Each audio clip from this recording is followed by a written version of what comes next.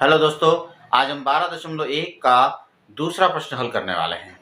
हमारा प्रश्न है, दो वृत्तों की त्रिज्या क्रमशः 8 सेंटीमीटर और 6 सेंटीमीटर है। उस वृत्त की त्रिज्या ज्ञात कीजिए जिसका क्षेत्रफल इन दोनों वृत्तों के क्षेत्रफलों के योग के बराबर है। तो चलिए, हमने प्रश्न को पढ़ा। हमको क्या क्या दिया गया है? तो हमको दिया गया है पहले वृत्त की त्रिज्या। पहले वृत्त की त्रिज्या हमको कितनी दे रखी है दोस्तों?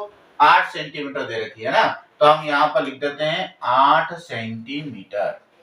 फिर दूसरे वृत्त की त्रिज्या कितनी दे रखी है?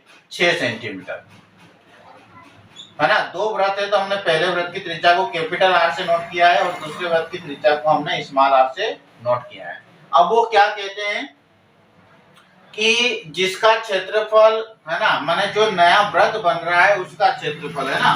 तो नए वृत्त का क्षेत्रफल, नए वृत्त का क्षेत्रफल, नए वृत्त का क्षेत्रफल, ये शॉर्ट कर देता हूं, नए वृत्त का क्षेत्रफल बराबर किसके? दोनों वृत्तों के क्षेत्रफल के योग के। दोनों वृत्तों के क्षेत्रफल बराबर दोनों वृत्तों का क्षेत्रफल, ठीक है ना, का योग।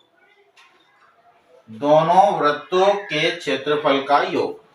अब देखो, वृत्त का क्षेत्रफल क्या होता है दोस्तों? पाई आर स्क्वायर, माने पाई आर की घात 2। अब इधर दोनों अलग अलग हैं, तो पहले वाले की तो हमने आर कैपिटल मानी है और दूसरे वाले की हमने आर स्मॉल मानी है, त्रिज्या। ओके, अब देखो इन दोनों में क्या चीज सेम नजर आ रही है हमको? पाई पाई सेम नजर आ रहा ना, तो हम पाई को कॉमन ले लेते हैं उधर से। ठीक, पाई को हम कॉमन ले लेते हैं तो अंदर क्या बचा? इधर आर स्क्वायर बचा और इधर क्या बचा? Small r square. इस पाई से इस पाई को हमने कैंसिल कर दिया। अब क्या बचा दोस्तों? इधर तो आर स्क्वायर बचा और इधर क्या बचा? ये आर स्क्वायर प्लस ये स्मॉल आर स्क्वायर। अब हम दोनों की जगह मान रख देते हैं। मैं इधर कर देता हूं आपके लिए, ठीक है। हम कैपिटल आर का भी मान रख देते हैं, स्मॉल आर का भी मान रख देते हैं। तो ये आर स्क्वायर बराबर कैपिटल आर का मान कितना है? 8, तो 8 का स्क्वायर प्लस स्मॉल का कितना है? 6, तो 6 का स्क्वायर। ठीक है, 8 का 8 में गुणा करेंगे तो 8 8 64 हो गए। 6 का 6 में करेंगे 36 हो गए। अब इन दोनों को हम जोड़ देंगे तो कितना हो गया? 100 हो गया। अब हम इसका 100 का वर्गमूल निकाल लेंगे। 100 का वर्गमूल कितना होता है? 10। ये घात 2 से घात 2 काट दिया। हमसे त्रिज्या पूछी थी, तो त्रिज्या कितने निकल के आ गई हमारी? 10 सेंटीमीटर।